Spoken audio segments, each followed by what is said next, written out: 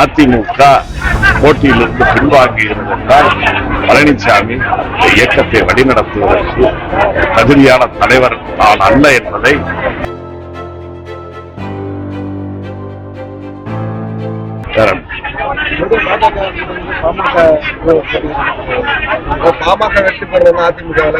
அதான் நம்முடைய மாண்புமிகு அமைச்சர் ராமு அவர்கள் குறிப்பிட்டு சொன்னாரு.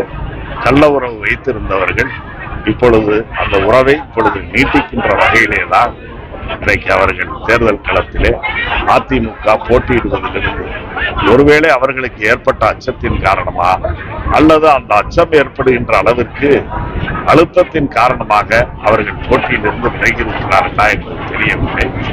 இன்னும் சொல்ல போனால் நடைபெற்ற நாடாளுமன்ற தேர்தலில் திராவிட முன்னேற்ற கழகத்தினுடைய கூட்டணி வேட்பாளர் ரவிக்குமார் அந்த தொகுதியிலே பெற்ற வாக்குகளுக்கும் அதிமுக பெற்ற வாக்குகளுக்கும் வேட்பாளர் பெற்ற வாக்குகளுக்கும் 7000 வாக்குகள் வித்தியாசம்.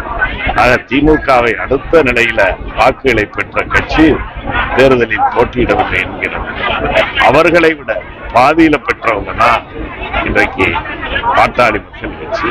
அந்த பாட்டாளி மக்கள் கட்சி தேர்தலில் போட்டியிடுது. அதிகமான 2 மடங்கு வாக்குகளை வாங்கிய அதிமுக போட்டியிலிருந்து பின்வாங்கி இருந்திருந்தால் பழனிசாமி இந்த இயக்கத்தை வழிநடத்துவதற்கு தகுதியான தலைவர் தான் அல்ல என்பதை அவர் இன்றைக்கு அவருடைய நடவடிக்கைகள் உணர்த்தி இருக்கிறார். அவ்வளவுதான்.